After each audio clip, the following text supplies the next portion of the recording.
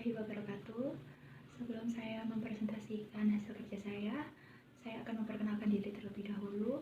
Saya Risa Dewi Anggraini dari Prodi Akuntansi. Dan di sini saya akan mempresentasikan tentang salah satu dari anak perusahaan PT Telkom Indonesia, yaitu Telkomsel. Baik, Telkomsel sendiri merupakan dan menjadi operator telekomunikasi seluler pertama di Asia yang memperkenalkan jasa GSM prabayar pada bulan November 1997. Dan merek ini juga merupakan operator pertama di Indonesia yang meluncurkan layanan 3G pada bulan September 2006. Telkomsel saat ini menyebarkan lebih dari 54.000 base transceiver station atau BTS yang mencapai 97% dari penduduk Indonesia. Sebagai operator seluler terbesar ke-7 di dunia, Telkomsel merupakan pemimpin pasar di industri telekomunikasi Indonesia dalam melayani lebih dari 122 juta pelanggan. Dan pada tanggal 20 Maret 2009, Telkomsel dan Apple Instructs Asia Pte Ltd melakukan kerjasama untuk meluncurkan produk iPhone 3G di Indonesia, tentu saja dengan rancangan harga yang disesuaikan dengan Telkomsel di Indonesia. Dan sejak tanggal 30 April 2011, Telkomsel telah memecahkan rekor baru dengan jumlah pelanggannya yang mencapai 100 juta orang dari 245 juta penduduk di Indonesia. Sebagai tambahannya, merek ini juga telah menggarap kerjasama dengan negara-negara tetangga untuk menawarkan produknya bagi pelanggan Indonesia yang tinggal di negara-negara tersebut. Dan di sini saya akan menjelaskan produk dari Telkomsel sendiri. Yang pertama yaitu produk perdana Telkomsel yang terdiri dari dua jenis. Yang pertama yaitu produk Telkomsel prabayar yang terdiri dari Simpati, Loop, dan kartu as. Dan yang kedua yaitu produk Telkomsel pasca bayar yang terdiri dari kartu halo. Dan selanjutnya yaitu paket akuisisi, di mana paket ini terdapat beberapa pilihan macam kuota mulai dari 6,5 GB sampai 20,0 GB, tentu saja dengan pembagian kuotanya masing-masing. Dan selanjutnya yaitu tentang paket bulk, di mana sama dengan yang saya jelaskan di sebelumnya, paket ini juga terdapat beberapa pilihan dan pembagian tentunya, akan tetapi paket bulk ini hanya dimiliki oleh 3 macam saja. Yang pertama yaitu kartu simpati, kartu as, dan juga kartu loop. Dan selanjutnya yaitu tentang paket internet ONG, di mana program tematik Telkomsel saat ini paket-paket internet Telkomsel sudah dilengkapi dengan kuota baru dengan nama kuota ONG yang dapat digunakan untuk mengakses YouTube tanpa biaya tambahan dan juga sosmed suka-suka. Kuota akses internet terbaru ini juga dapat digunakan tapi hanya khusus untuk mengakses beberapa aplikasi sebagai berikut. Yang pertama yaitu YouTube, Facebook, Instagram, Maxstream, Hooksview, Inflix, dan lainnya. Oke, selanjutnya yaitu tentang Telkomsel Point. Nih, buat yang belum tahu Telkomsel Point itu apa sih? Jadi, Telkomsel Point merupakan program loyalitas yang ditujukan untuk seluruh pelanggan Telkomsel, mulai dari kartu halo, simpati, kartu as, dan juga loop. Pelanggan Telkomsel yang memiliki Telkomsel Point dapat menukarkan poin dengan beragam penawaran yang menarik yang dapat dilihat di katalog Point Rewards di bintang 700 pagar atau aplikasi My Telkomsel itu sendiri. Nah, bagaimana sih cara mendapatkan poin agar bisa ditukarkan di Telkomsel Point? Jadi, Anda akan mendapatkan poin setelah mengisi pulsa atau prabayar atau juga membayar tagihan atau disebut pasca bayar minimal sebesar Rp50.000 dalam sebulan. Dan untuk pengguna kartu halo akan mendapatkan poin setelah melakukan pembayaran tagihan. Dan untuk pengguna simpati, kartu as, dan loop akan mendapatkan poin dalam kurun waktu 24 jam setelah pengisian pulsa. Dan untuk penghitungan poin Telkomsel sendiri itu terbagi menjadi beberapa kategori, yaitu yang pertama Diamond, Platinum, Gold, Silver 1, dan Silver 2, yang dimana terdiri dari beberapa pilihan itu juga mendapatkan perolehan poin yang berbeda tentunya, dimulai dari perolehan 200 poin hingga 7 poin. Dan pandemi COVID-19 terhadap perusahaan tentu saja berpengaruh dong. Dalam pandemi COVID-19 seperti saat ini tentu saja berpengaruh terhadap penjualan produk. Akan tetapi untuk mengatasi penurunan penjualan, Telkomsel menjalin kerjasama dengan beberapa pihak-pihak seperti salah satunya yaitu Ruang Guru. PT Ruang Raya Indonesia atau yang lebih dikenal sebagai Ruang Guru adalah sebuah perusahaan startup teknologi asal Indonesia yang berfokus pada pendidikan. Ruang Guru menawarkan platform pembelajaran berbasis kurikulum sekolah melalui video tutorial interaktif oleh guru dan animasi aplikasi ponsel. Seperti yang terjadi saat ini, bahwasanya pemerintah menggalakkan kegiatan hashtag di rumah saja dan membuat peraturan untuk mengganti kegiatan belajar mengajar dengan cara online atau daring. Maka dari itu, Telkomsel tetap memanfaatkan hal ini untuk tetap menjalankan bisnisnya.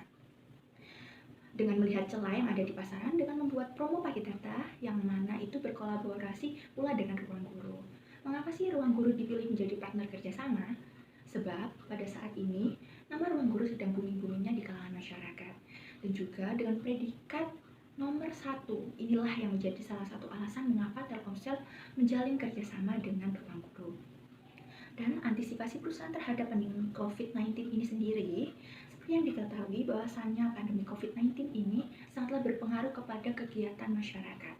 Selain itu, pandemi ini sangat mengganggu terhadap dunia pendidikan di Indonesia tentunya ya. Nah, dampak ini pula bisa langsung dirasakan oleh siswa-siswi, mahasiswa, maupun bagian pendidik dalam kegiatan belajar. Dengan aturan pemerintah yang mana mengharuskan siswa-siswi, mahasiswa, maupun bagian pendidik yang harus melakukan kegiatan belajar via online atau daring, maka perusahaan dituntut untuk terus berinovasi untuk selalu menyediakan layanan internet yang berkualitas, terpercaya, dan terjangkau yang paling utamanya. Sebab kita semua tidak tahu sampai kapan pandemi COVID-19 ini akan berakhir. Untuk mengatasi permasalahan pada pandemi COVID-19 ini, perusahaan akan membuat rencana untuk kedepannya apabila pandemi ini akan terus berlangsung hingga 6 bulan bahkan sampai 1 tahun ke depan. Nah, rencana apa saja sih dari Telkomsel untuk kedepannya? Yang pertama yaitu penambahan jumlah base transceiver station atau BTS, dan yang kedua yaitu berinovasi untuk menciptakan paket internet baru, dan yang ketiga menjalin kerjasama dengan pihak-pihak yang terkait, dan yang keempat membuat event yang berhubungan dengan Telkomsel itu sendiri. Nah, mengapa sih rancangan-rancangan ini dibutuhkan? Seperti contohnya yang pertama yaitu penambahan jumlah base transceiver station atau BTS. Hal ini dilakukan bagi perusahaan untuk masyarakat tentunya, di mana perusahaan ini memberikan layanan terbaiknya untuk wilayah-wilayah yang sulit untuk mengakses internet. Dan pengembangan produk, tentu saja hal ini dilakukan agar perusahaan dapat memberikan paket layanan internet yang terjangkau bagi masyarakat.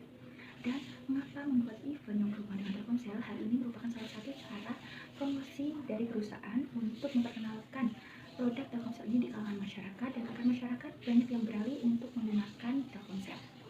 Nah, untuk mengetahui kesehatan keuangan dari perusahaan, kita bisa menggunakan dengan cara working capital atau modal kerja. Working capital atau modal kerja yang juga dikenal dengan nama net working capital atau modal kerja bersih adalah selisih antara aset perusahaan saat ini dengan liabilitas saat ini. Dalam bahasa sehari-hari, working capital dapat didefinisikan sebagai uang yang tersedia untuk membiayai dana operasional perusahaan sehari-hari. Nah, mengapa sih pentingnya working capital dalam perusahaan? Itu dapat menjadi indikasi bagi perusahaan dan kita dapat mengetahui kesehatan finansial dari perusahaan itu sendiri. Apabila semakin besar perbedaan antara aset yang dimiliki dengan utang jangka pendek yang harus dibayarkan, maka semakin sehat pula kondisi keuangan perusahaan tersebut. Nah, untuk menghitung working capital sendiri terdiri dari dua cara. Yang pertama, working capital itu sendiri dengan cara mengetahui current asset dikurangi dengan current liabilities. Dan untuk mengetahui working capital ratio dengan cara menghitung current asset dibagi current liabilities. Dan perlu diingat bahwasanya jika hasil perhitungan tadi 1, berarti kondisi keuangan perusahaan dalam keadaan yang bahaya. Nah, di sini saya mengambil contoh keuangan dari Telkomsel itu sendiri dan diketahui aset perusahaan sebesar 206,196 dan liabilities perusahaan sebesar 88,893 ini dalam billion. Nah, untuk menghitung working capitalnya, current asset dikurangi current liabilities dengan data yang sudah didapat, maka hasilnya sebesar 117,303. Nah, untuk menghitung working capital ratio dengan rumus yang seperti saya dijelaskan tadi, maka diperoleh hasil 2,31. Nah, dari angka 2,31 ini tentu saja jauh dari angka 1 dong. Berarti kondisi finansial perusahaan pada tahun 2018 di Telkomsel ini sangat sehat. Nah, setelah dari hasil perhitungan tadi, kita telah mengetahui kondisi keuangan perusahaan. Lalu kegiatan selanjutnya yaitu kita harus menentukan biaya-biaya apa saja yang akan dikeluarkan dalam waktu dekat. Dan biaya-biaya tersebut dapat berupa yang pertama yaitu gaji karyawan, kedua biaya promosi, ketiga biaya telepon, listrik, air, yang keempat biaya pelatihan karyawan, kelima atau yang terakhir deh, kegiatan penelitian dan pengembangan untuk produk tertentu. Nah, saya jelaskan mengapa gaji karyawan ini termasuk biaya yang harus dikeluarkan dalam waktu dekat. Jadi di sini tadi seperti yang direncanakan di awal, bahwasanya ingin menambahkan jumlah base transceiver station atau BTS. Tentu saja di sini memerlukan pekerja atau karyawan yang banyak. Nah, di sini gaji karyawan tentu harus diberikan tepat waktu. Bukan hanya saja bekerja untuk pembangunan base transceiver, besar, tetapi gaji karyawan yang telah bekerja di perusahaan tersebut, maksudnya di dalam bukan di luar perusahaan. Nah, selanjutnya biaya promosi.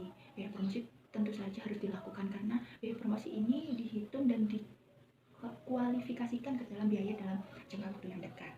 Biaya telepon, listrik, dan air tentu saja sudah biasa. Dan untuk pelatihan karyawan, nah ini seperti orientasi.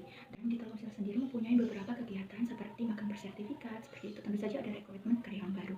Nah ini juga termasuk ke dalam biaya pelatihan karyawan. Dan yang selanjutnya yaitu tentang kegiatan penelitian dan pengembangan untuk produk tertentu. Di sini perusahaan melihat bahwasanya pandemi ini tidak tahu kapan berhentinya dan bisa saja pemerintah menggalakkan bagi pekerja kantoran untuk mengerjakan kegiatan di rumah. Nah, perusahaan mengembangkan produk yang dimana bisa untuk dimiliki atau diakses untuk pekerja kantoran, tentu saja di situ memerlukan kuota yang cukup besar. Nah, akan tetapi perusahaan mengusahakan bagaimana caranya untuk tetap menyediakan layanan tersebut dengan harga yang terjangkau. Baik, sekian presentasi dari saya. Apabila ada salah kata dalam menyampaikan informasi, saya mohon maaf yang sebesar-besarnya. Saya Risa Dewi Anggraini dan saya akhiri. Wassalamualaikum warahmatullahi wabarakatuh.